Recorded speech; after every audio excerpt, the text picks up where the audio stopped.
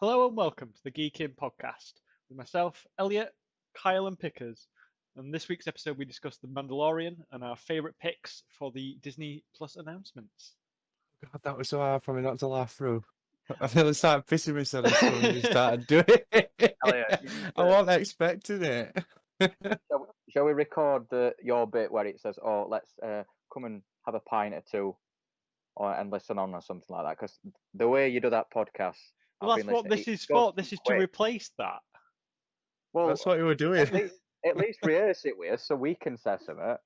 Oh, I don't want to send out now. It's Elliott's host, right? Right, Elliott's... sorry. Well, so we don't send out. Shall we just say his names then when it's like with What? me? So you want me to stop dead mid-sentence and wait for one of you to speak? Is that what you're telling me? I won't say so, no. All right. Well, just Kyle, do you want to do the intro? I'll let you do this week's intro. So you have a go. What's his name? Are we Geek Inn, yeah? Yeah. Go on, Kyle. Smash it. Right. Okay. Can't be down. Oh, just go. 3, 2, 1. Hello, guys and girls. Welcome to this week's podcast with me, Kyle, and Pickers, and also Elliot. Yeah, I'd rather use Elliott's. I just think we need to have a bit more swing to it. That's all. Guys and girls. Right. Okay. Well, let's leave that and we can discuss that for next week. Okay. Tickle me. So episode 14 kicks off straight to Typhon. So he lands on a planet, quickly eyes up the Jedi Temple, which looks specific, like sort of New Mexico, because it's actually Robert Rodriguez that's the director of this episode. A lot of people have actually criticised this episode for looking too Earth-like. There not being quite a lot around there. But anyway, eyes up the Jedi Temple, which looks a little bit like Stonehenge, puts Baby Yoda down on central bit of the sort of temple, puts Baby Yoda on the sort of rock, turns around, and the next minute what happens is Baby Yoda starts sort of reaching out with a force, and there's like a sort of force field around him. Then he eyes up Slave One coming into shop. First time we've seen that since Attack of the Clones. Mando tries to get through the force field, not able to do that. So he decides to go and see what these new visitors are. Turns out it is actually Boba Fett, not in his armor because Mando's still got that at this point. So they have a bit of a chat. Turns out he's there with Fennec Shan, who he's managed to stop from dying in the first season on Tatooine. So she's quite a bit of a master assassin. And they're actually teamed up, and a bit more sort of references to Attack of Clones as well. He's talking about Django, how he wants his father's armor back, and it's the first sort of mention in canon that Django was actually Mandalorian. So during this sort of standoff, some rebel dropships turn up, which look specifically or suspiciously like the ones in used by the First Order, so a lot of stormtroopers. So they decide to team up. They're going to protect the child, and then Mando will give back his armor. So they have quite a cool fight. Boba Fett really goes to town on him. Mando goes back and he still can't get through the force field. Boba Fett sort of eyes up the Razor Crest where he sees the armor. Mando comes to Fennec Shan's rescue at a certain point. Finally, Boba Fett turns up in his armor, kicks shit out of the stormtroopers. See quite a few new gadgets as well from him. Moff Gideon's in his cruiser right above, fires a shot, blows up the Razor Crest, and then launches the Dark Troopers, which are sort of the droids used by the Empire.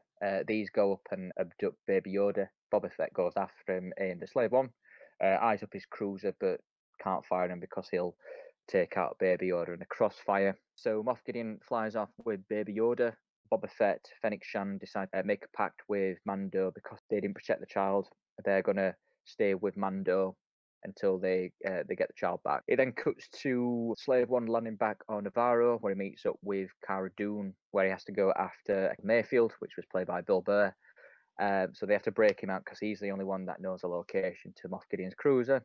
And then it leads directly on to the next episode, which is where you see Scrapper Planet, prisoner camp for ex-Imperial officers and potentially any other sort of prisoners and criminals. It cuts to Bill Burr. Cara Dune's there, who picks him up, saying she's going to confiscate him, bring him under her sort of jurisdiction because she's a Marshal of the New Republic now. Mayfield turns around and says that they have to go to this planet which has got an Imperial facility on because they have to access an Imperial terminal to find his location. What they have to do is they have to steal one of these trucks which are carrying this material, jump on a truck, kill a couple of the Imperial guards. First time you see a Mando out of his armor as well, so he has to put some Imperial armor on, coming out of his sort of roots really. At the beginning of the first season he was all about sort of this is the way type thing where he can't remove his helmet in front of a living person. He was really stuck to his ways, whereas now, because Baby Yoda's in danger, he's got to sort of put away some of his views just to get the job done, which is what Mayfield's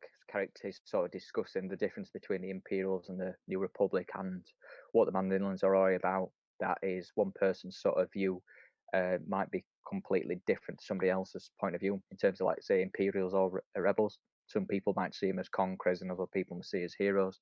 So he's trying to put that point across how sometimes you have to make sacrifices. They get attacked by some pirates that are trying to actually blow up this substance because it's being used by the Imperials. It makes you sort of side with the Imperials a little bit because these pirates are attacking, whether they wanted to use it for nefarious purposes or they could just be wanting to blow up this substance just to stop them using it. So there's some cool action sequences where the Mando's fighting in his Imperial army. TIE fighters turn up and blow up the pirates. They're all greeted by a load of cheering stormtroopers just as they're going into the new Imperial facility. They go into the Imperial facility, find Imperial terminal, but there's a character in there as well. Bill Burr's character knew him, so he's worried that he'll recognise him, so he didn't want to do it. So then Mando took his helmet off, and that's the whole point they took Bill Burr in the first place. So Mando actually does have to take his helmet off. Mando does actually use it, does the face scanner, finds the location, and he's greeted by the officer who Bill Burr was scared of in the first place. And then they have a bit of a conversation. He invites him down to drink, saying, "Oh, you're the guys that managed to get the shipment in." Bill Burr's, who was an Imperial sharpshooter, is sort of discussing with him about what happened on a planet. I can't remember the name of the planet, but he mentions Operation Cinder, a last-ditch attempt by the Empire after the destruction of the Death Star and the death of the Emperor. Since the Emperor's dead, we're just going to kill everybody. So that was sort of the last-ditch plan by them, just to sort of wreak havoc, like revenge. And he mentions about that happened with the planet and his squad, Imperial officers. He's gloating about him, quite happy. He's truly like pro-Empire. Bill Burr then kills him after all this. A bit of a shootout. So they manage to escape the roof. The slave one turns up, manages to pick up Bill Burr and Mando. Bill Burr then picks up a sniper rifle and sort of as like a bit of redemption for him, he decides to shoot up the substance that they've just taken on board just to blow up the Imperial facility, just so they can't create that any more weapons from it. They managed to find out the location, let Bill Burr's character go, just say to the New Republic that he actually died in the operation. Finale episode, see Slave One attacking an Imperial shuttle where we've got the cloning doctor that was in the first season. Board the ship, then they meet two Imperial officers holding the doctor hostage. He mentions that he was on the first Death Star trying to sort of rile up Cara Dune, saying how they blew up the planet and the whole Empire cheered, and it just shows how much they are really zealots and almost Nazi-like, the Imperials, that they're fully invested in it. It's worship what the Empire is. So they managed to get the Doctor. They formulate a plan to disable the Dark Troopers because the Dark Troopers are going to be the real threat, just because how powerful they are, and none of the weapons can really destroy them and take them down. So what they're going to do is they have 2 minutes to stop the Dark Troopers, so there's going to be a bit of a bait and switch. What happens is they go to this planet where you've got Bo-Katan. Mando mentions that we know the location of Moff Gideon, so if you help us rescue the child, you can have the Darksaber. There's a bit of a scrap between Sasha Banks' character and Boba Fett. They form a plan where the Slave One's going to be attacking the cruiser, which has got Bo-Katan, Sasha Banks' character, Cara Dune, Fennec Shan, and Din Djarin on. So they have to crash into the light cruiser, so give the impression that they're being attacked. They crash land into the light cruiser. Boba Fett just jumps into hyperspace, and then he's gone for the rest of the episode until the end, actually, which sort of surprised me. I thought he was going to turn back up. Din Djarin goes to stop the Dark Troopers and rescue the child. So Din Djarin manages to make it just in time to the Dark Troopers as they're being activated, but one does manage to get out of the door that he's trying to force to close. He has quite a bit of scrap with. He luckily managed to get his basket steel and destroy it, then shoots the other Dark Troopers out into space. The rest of the squad take the bridge, kill everybody. The only problem is Moff Gideon's not there. Then we cut to the child's cell. Moff Gideon's in there with the Darksaber holding the child hostage. Conversation with Azra where Din Djarin says, I don't care about the Darksaber, you keep it, I just want the child. Tries to get the jump on him. Quite a cool fight between him and Moff Gideon where he uses his best skill, spear. He manages to win, and then he's won the Darksaber. And then we cut to where Din Djarin takes Moff Gideon onto the bridge with a child. He's got the Darksaber in hand. Bo-Katan does not seem happy. Now, this was a bit which sort of quite concerned me, really, because the whole thing during Star Wars Rebels and Clone Wars is with the Darksaber. There is a bit where it does have to be won in combat, but there is also moments where, with the Darksaber, for instance, this character called Satine, who manages to get the Darksaber, she then gifts it to Bo-Katan. Bo-Katan accepts. So this is what sort of slightly annoyed me, just how the change in the rules and bending the rules on this, because Bo-Katan refuses the Darksaber from the Mandalorian, which we find out the Darksaber is actually going to be one that unites the whole Mandalorian clans together. The Dark Troopers turn back up because they can actually fly, turn up through the hangar, and then you get about 20-30 of them that land on the ship. Bit of a threat because we just saw how much it took to beat one early in the episode, so they're in quite a bit of trouble. We hear sort of buzzer going, and it turns out we've got X-Wing fighter that turns up, and it is actually Luke Skywalker. And then we get a scene where we've got Luke Skywalker hooded up with his green lightsaber, taking out the Dark Troopers with ease, then moves on to the bridge, and we see a de-aged Mark Hamill, with Mark Hamill actually returning back for his voice. Mando then gives him the child, and the child's really wanting to go with Luke, apart from Luke says you have to have his permission. Mando then removes his helmet, so the first time I've seen him face to face. And R2D2 turns up and gets really quite excited at seeing Grogu. And then Luke, Grogu, and R2D2 go off, where Luke's going him in the Jedi ways. Quite a bit of an emotional scene for Din Djarin because he sees him as a son, knows that's the best thing for him. And that's the end of the episode. How it ends until we get an end credit scene, which is back to Jabba's palace on Tatooine, which we've not seen for a while, where Fennec Shan is killing some Gamorrean guards, and then we see Jabba Hutt's secretary guy, which we saw in Return of the Jedi, Bibba or something like that. So Boba turns up, then shoots him dead. So King of the Underworld. With Fennec Shan, and we see then at the end, coming 2021, Book of Boba Fett, which we know now is actually a confirmed spin-off show, and then that's it. End of season 2. All right. So I've been thinking about ways to break this down, and what I think would be interesting is, Pickers, what did you think of this season finale in comparison to the first season? It's an hard one because I'd say I came away from this one really disappointed. Like the end credit scene got me a little bit excited, but everything before that and the whole episode just kind of underwhelmed me. It had the making to be a really good episode up until a certain somebody showed up, and then it just kind of ruined the whole thing for me. Well, I actually want to talk a If little I'm bit being more honest. about that, but I'll just throw to Kyle and ask him what his thoughts were on this season finale compared to last season. I'll be honest right now. I did start to tear up when I saw Luke Skywalker, just because how much I love that character. So I'm slightly biased. I know I'm a massive Star Wars fan anyway, but I am slightly biased to the all this, because this is really for me, this is the first time I've seen Luke since Return of the Jedi. Ironically, because even though obviously he turned up in the sequels, for me that wasn't what Luke Skywalker was and what he was about. So you're saying that you like this more because Luke Skywalker was in it, and you got to see a different side of, you got to expand that character. Well, yeah. I mean, this season's completely different to the first season in my eyes. This season's sort of quite heavily hit with fan service, a lot more than the first season. Now, whether that's a good thing or a bad thing, I'm not too sure. What I'm interested in knowing is, because season 1 is very much the Mandalorian story, and it felt to me like the first ending of the first Mandalorian was a lot more impactful. It was a lot more action based, and it felt there was a lot more weight to that season finale than there was of this one. And I don't know if that's because the child basically doesn't appear for the last sort of 3-4 episodes.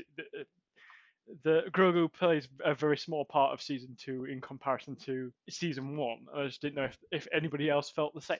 Well, was anybody sad to see Grogu go? Well, I am, because I'm sad of the relationship. So I think the first 2 seasons have been driven quite heavily between the relationship between Din Djarin and Grogu. That's the whole point in the first 2 seasons. See, but I'm quite happy to see him That go. they've been on this journey. I think Grogu, keeping him in kind of holds back the possibilities of what they could do. I feel now that Grogu's left the show, they can do a lot more without him than what they could have done with him. I was kind of getting fed up of the constant worrying about the child.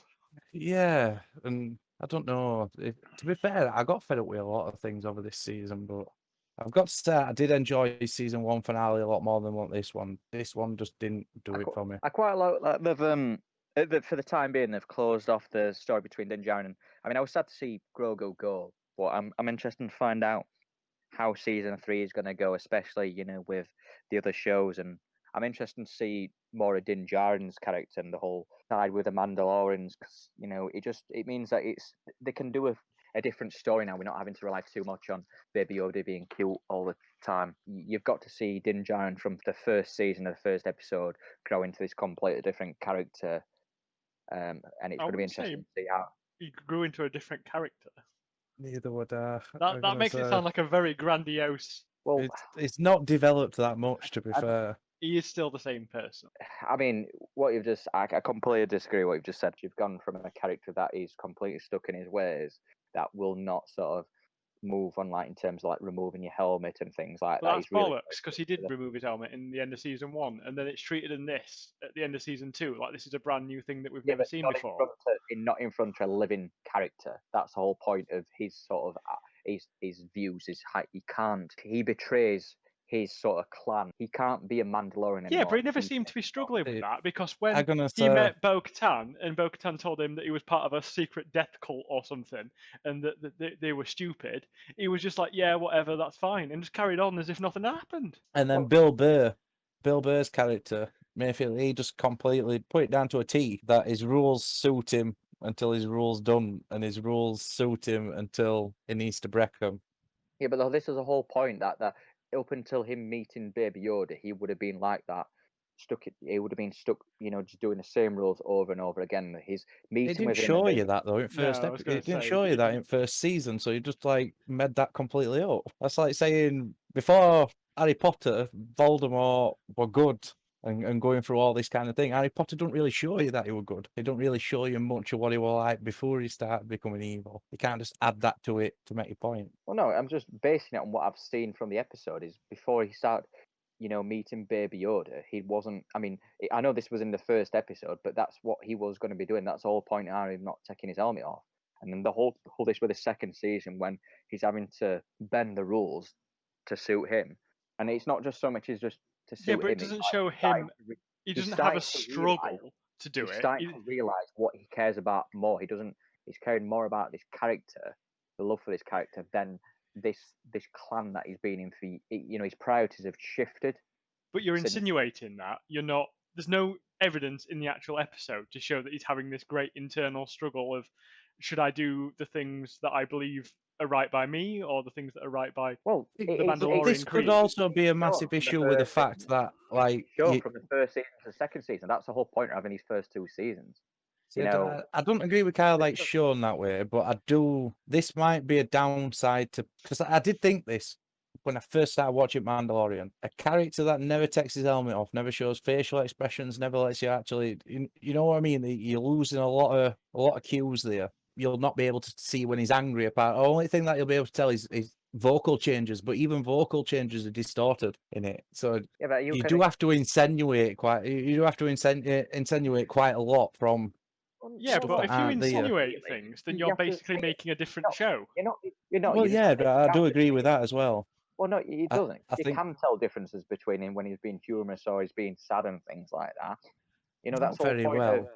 That's the whole point of being a good actor and sort of being able to sort of do that with your voice. I mean, yeah, but even his voice is distorted. That's what I was just saying. It was the same in V for Vendetta with Hugo Weaving. They distorted his voice to actually make it more loud and more vocal and more pronounced. Pronounce, is that the word? Pronounced, yeah, that's fine. So you can hear him over what was happening on set. So he still had to go back and record his lines, but you can still tell differences between his emotions, even though he's wearing a mask all the film. To an extent, yeah, but not as not as clearly. Well, no, you have So to. everything's open for misinterpretation with it. Not really. Well, yeah. I mean, if you wear a mask, the Not idea really. is I that mean, people can't no, see no. your face and can't see the expressions. I think that Well, I can see the not point where he's trying to make, like in Spider-Man or Deadpool, they have the mask gives some sort of facial expressions, but in this, it's just one flat T shape. I think that you could do more with other characters around him to try and get that information across than what they're actually doing. I mean, I could see it quite clearly. So, I mean, I don't know. I think you've insinuated quite a lot as well. I've just been paying attention. Bullshit. I mean, I get the feeling, Kyle, you're going to defend this regardless of what we think. Well, yeah, I am biased, but the thing is, I've been watching it this season. I've not just watched one episode and that's it. What I've then been doing, because it's been weekly and the episodes are quite short, I've been going back and watching them 2-3 times at a time. So this season, I've even gone back and watched first season as well. For instance, the finale, I've watched that 4 times now. So, Did you not think there was a lot of continuity errors in episode 14 then? What was episode 14 again? That was the one where they're on the planet with Grogu, and Grogu is on the Seeing Stone. He eats Boba Fett. Why? What continuity issues have you? There's a scene where they set up the cannon, and they shoot the cannon directly at her in a straightforward line, and she runs away. But when she runs away, the shots are coming from the side, and when she gets to a new position, she's in front of a boulder, which is then getting shot at again from front on. She could have run in a circle. I'll be honest. Didn't really bother me that much. Well, that's because you love it no matter what happens. Well, no, I think we've already associated that you're quite happy to tell us that every episode is a fantastic episode, regardless of what happened. I'm going to say, I don't think I've ever heard Kyle come forward and say this week's episode wasn't very good. I mean, if the whole thing we can sort of say about that episode is, oh yeah, the shots were coming from different angles, then no, it's not just that. There's lots of things. I mean, it basically all hangs on a decision that Boba Fett says, where I will protect you and the child. Mandalorian never agrees to this. Just in Boba Fett's mind, they had this pact. I don't understand why they agree to that, but they do. Yeah, but why would you? Well, why would you turn down Boba Fett? Boba Fett. No, well, why would Boba Fett offer? That's the question. He's got his armor. Because he's not a Mandalorian. There's nothing in it for him. He's got no stake in the game. Because he wants. This is what he's wanting. He sees the right thing to do, and that's what he wants to do. Do the right thing. You get more an insight into Boba Fett's character, in terms of like obviously the way he was doing things, and it sort of makes you wonder why he was doing things for the Empire, and like being a bounty hunter. Did he actually want to do that, or was he in a position where that was the only thing he could do at that moment in time? He either sort of work with the Empire or work against them and just be destroyed. Okay. But deep down, he's got this sort of set of rules that obviously that he's quite happy just to, you know what, I said I'm going to do something, so I'm going to see that through no matter what. I don't know. If you keep having to say deep down every time that you try and explain somebody's actions, it's obviously not getting. All right, I'm not saying deep down. I'm just saying that's what it put across right well. Can I ask you a question?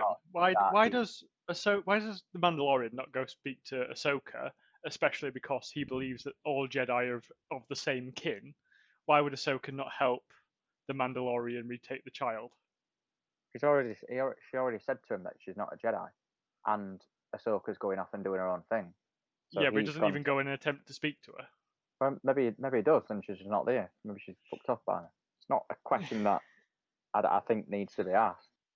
I don't know. I've got a feeling, Kyle, that if this were any other TV show, you would be asking these questions. Not really. I mean, I just see what it is. It's Star Wars. I don't want it to be something where it's this massive drama that's winning Emmy after Emmy, type thing.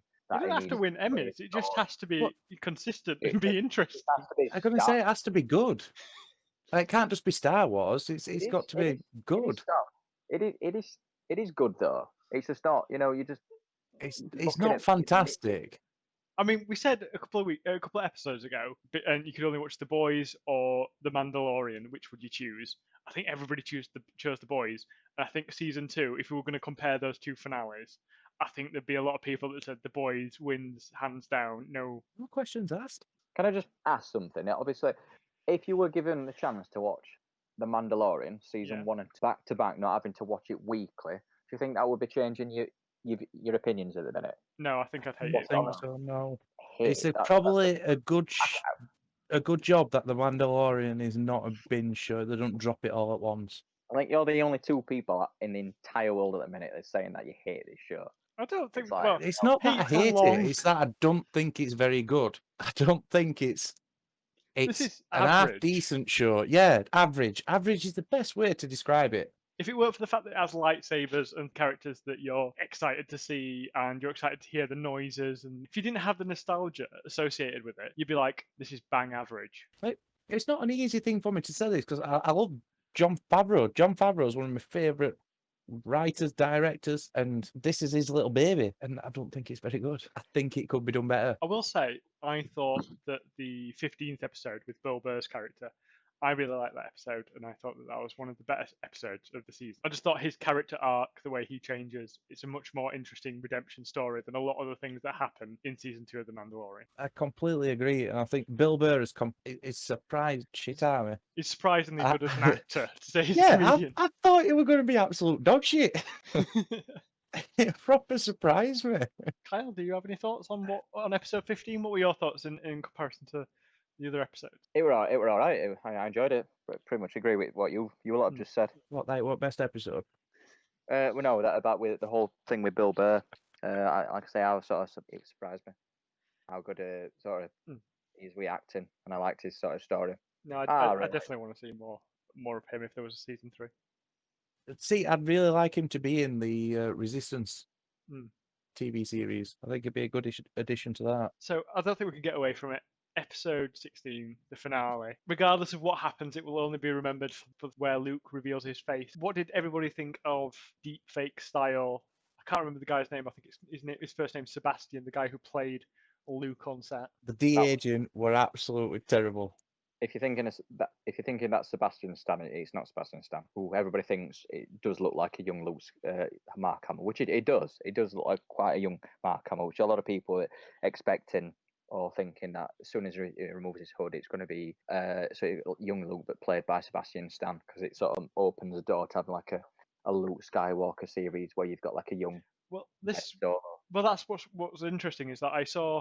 Post the final episode, I saw a lot of YouTube sort of commentary channels around this episode saying how much that they saw the de-aging, didn't like the de-aging, but liked the idea of having a spin-off series of a young Luke Skywalker, and that this technology would feature as part of that you'd have a young Luke Skywalker and you could do his adventure. It can't be done, just for a start. I mean, it can be done. Not well. That's the whole point of the episode. That's why all the action scenes. He's got his hood up and then he removes it. It's de-aging doesn't work when it comes down to sort of action. A lot, In fact, give me an example where you've ever seen de-aging where it's being used in action and not in small scenes where there's not much. In most action scenes, it's CGI anyway, so it won't matter. But like I said, give me an example where de-aging works, when it's in action. Look at Avatar, like that. They can actually do it. It's just ridiculously expensive. That's where they run into trouble with things like The Irishman. The reason why The Irishman was Scorsese's most expensive film he's ever made were not because of runtime or actors that they had in it. It was because of the de-aging technology that they had to use, because he won't go away from using Robert De Niro and Joe Pesci. And in that, it looked bits and bats. There were certain scenes where it dropped, but because they got a lot more funding behind it, it looked a lot better than what The Mandalorians did. It would cost an absolute shit ton of money, and probably wouldn't even be done well if you had something. Because I think if you want like a young Luke Skywalker, you want him to be fighting with a lightsaber, or you want him to be doing action. Yeah, but hang on a second. You're telling me how many times you're focused in on the face when it's an action scene? Yeah. But when there's an action scene going on, the thing is, the camera's not focused on the face. Never mind you. Yeah, but you're going to be looking for it. That's the thing. Yeah, but that's the thing. You can't see it because the camera's not focused. The shot's physically not there for you to see. Yeah, but how often in an action? If it's a frontal thing, I'm in sort of like a front shot, or where he's swinging his lightsaber, but there's cameras on the front of him attacking somebody, or to the side. But again, the camera's not actually focused, so you don't actually see. It's not the shot's not there for you to zoom into. But what I'm trying to point out is, for it to be done like that, I just can't see it happening. Or if it's going to happen, it's going to cost far too much money than Disney going to be thinking we can just throw and just do a spin-off show. Well, hang on. Let me just point this out to you. You have said in the past that the people who are buying Disney Plus are Star Wars fans. And I'm looking at channels that are Star Wars fans that buy Disney Plus, and they're saying they want and they think that this is a lead onto a Luke Skywalker spin-off. Right, How can you possibly say right. that group of people that you think supports Disney Plus, props it up, are not going to get the show that they want? The only show that they're actually interested in. So this show, in terms of production, so the first season cost them 150 million to make, with no de-aging and anything like that. So you're talking about probably a full series, which let's just say it's going to be 10 episodes, might be 8. How much is that going to cost? And adding on to already what's Disney are already pumping out in terms of films, is it going to be worth it? Because you've got to get all those fun. I just can't see make it. I want it to happen, but for the sort of technology to make it be done right, because let's be fair, the whole point of doing this is to watch a live action young Luke's show where it's done right. There's no point making a shit one because it'll just tank and it's just pointless. You're going to spend far much more money than is needed to make a show where people are just not going to maybe watch a second season or just completely fall out with Disney and Star Wars altogether. That's what happened with sequels. Well, can I give you a proposition of something that they could be doing to give it a dry run? So we know Disney Plus are going to release an Indiana Jones series at some point. Why wouldn't they use that as a sort of dry run, de-aged Harrison Ford? See how it went, and if they could do it, pull it off, then they can do a Luke Skywalker one, and that's what the fans want. And this is, if this tanks, Indiana Jones is dead in the water anyway because of Crystal Skull. So nobody's interested. I just can't see him wanting to kill off a franchise and then just to do something else. It's a risk, and if Harry I could see him being able to do it, and I could see him even doing it. But the issue for me is it's not how expensive it is. Not how thing. There's nobody else fed up of using fucking Skywalkers. There's no more Star Wars stories out there. Like, why do Skywalkers have to be involved in everything? Like, how big is space? Why the fuckers? Why are they everywhere? They show up in every story that's made. They've got a link to everything. It's a family of what? 3 kids and a dad. Are they involved in every single story? Just something where they're not actually got any links to it whatsoever. Just something where they're not actually involved. To be fair, I were annoyed. Yes, there were. There's not. He's gone searching for a Jedi. Why could no Jedi show up? Because they're all fucking dead. No, that's what I mean. Why could no Jedi show up? Don't have Luke Skywalker show up. Don't have any Jedi show up. Can I ask a question? Why can't somebody else from Luke's temple show up? Why does Luke Skywalker have to turn up? Let's think about it. If Luke Skywalker turns up and he's got the child, that suggests that he must have had him for the last 40 years, which means that by the time the new sequels come out, the child's probably in human age, about 13 years old. So where is he in that? So now we've got to explain. Now there's going to be a spin-off to explain what he's doing during those films. Well, for me, it's just really annoying and really lazy. They could just do what many fans are sort of wondering and fearing at the minute is that he was on the Jedi Temple when Kylo Ren killed all students. Well, what a pointless fucking story that is. Well, I don't know what's going to happen. In that this is what it's going to do is give the Mandalorian probably a break for 1 or 2 seasons just to do something different with the whole Din Djarin's character, and probably more to do with Mandalore and the whole Mandalorian. You can see that he's going to be joining up to take it back into. So for 2 seasons, I'll probably say it because Grogu is going to come back into it. I'll probably say with 100% certain that's going to come back in. But the whole thing, what Luke said is, I'm going to take him, train him because it's too dangerous at the minute because he doesn't have access to his abilities. Now it could be quite easily done that what happens is Grogu trains with Luke, and then after 2 seasons goes back with Din Djarin, and then Din Djarin decides, you know what, I'm going to go back to that planet in first season that I rescued, that sort of farm planet, just live there happily ever after, and that's it.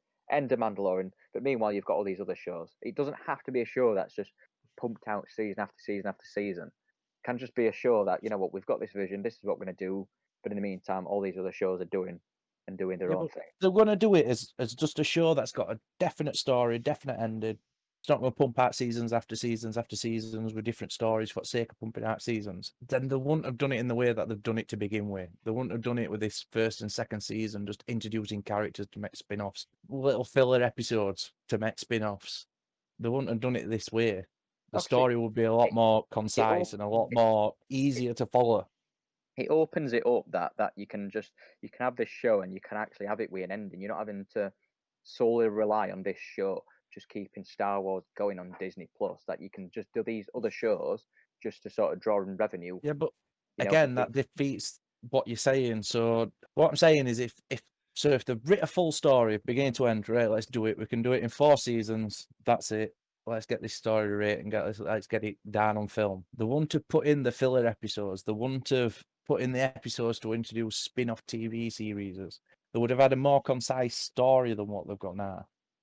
That doesn't seem to me like what they're heading with it. What they're heading with it is this Mandalorian will be pulling out seasons after seasons to introduce more spin-offs and interact with different shows for as long as Disney can possibly keep it going. Maybe we'll have to find out. Obviously, we don't know at the minute.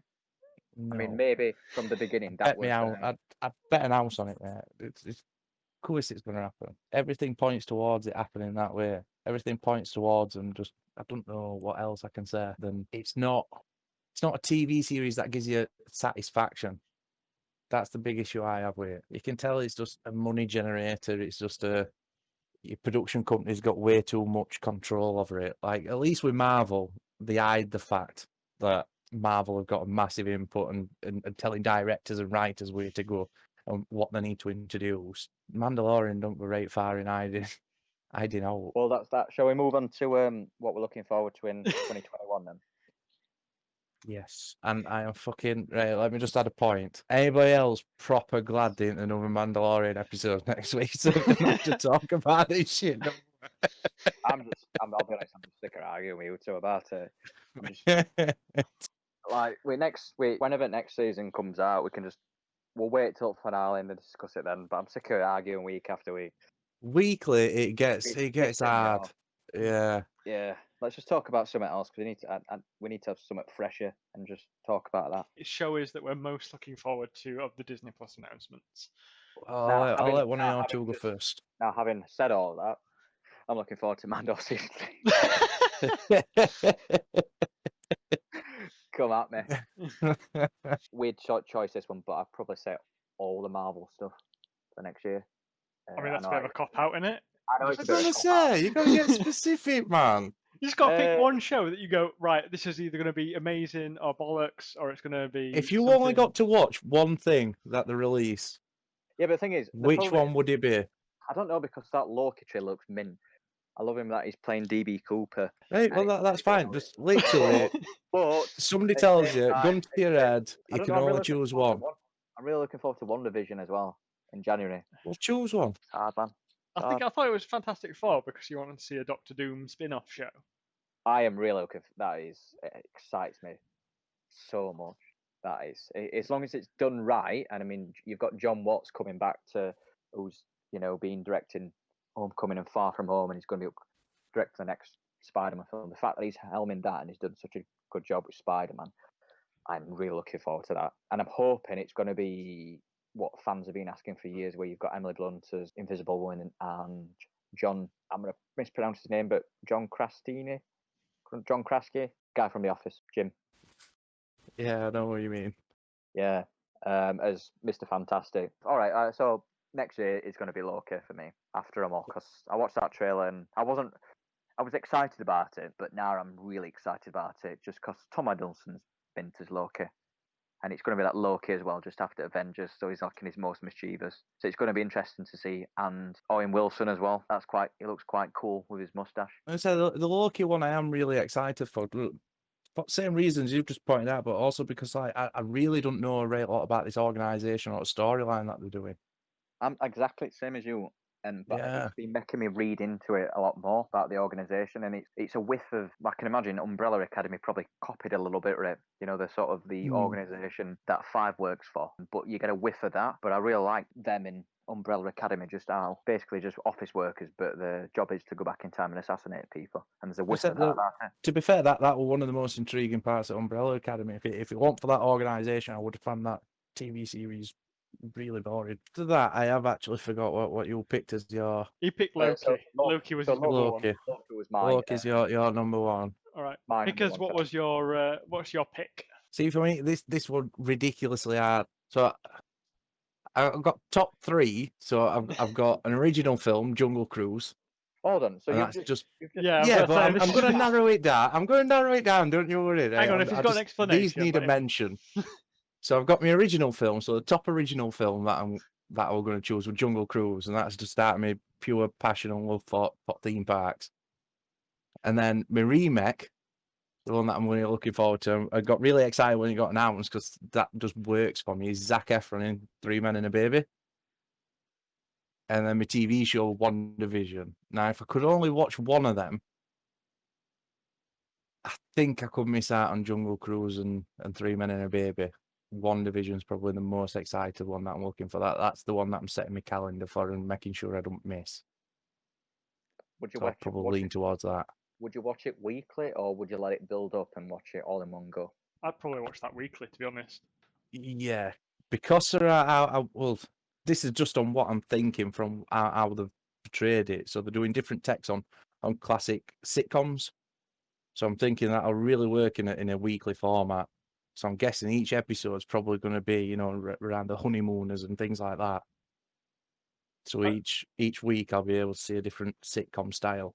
I think you'd be really interested in watching that. I think you'd be really excited to see what happens, and then because it's more of a thriller, you'd be more excited to look forward to the next episode. I know that Kyle's just about to mention the Mandalorian. I can see what he's going to say now. No, I was just going to make a joke about the honeymooners. That ironically, this show probably have less violence in it. Different times, Kyle. We treat women differently back then. I did also, as well, I did kind of go off board and I chose the ones that I'm least looking forward to as well. Well, ones that scared me most. Well, I'll quickly mention mine, and we might actually go on to that list because I think that'll be quite interesting to hear. I think my top pick for something that I'm really interested in watching is WandaVision, same as Pickers. But I would say that I was really interested when I saw the Indiana Jones announcement because, despite the fact that there's been nothing about that, I really love Indiana Jones, and I just would love to see something good in that franchise past Crystal Skull. Something that was really got you really excited for that brand again. I'm gonna say it is a very disappointing end to the franchise, isn't it?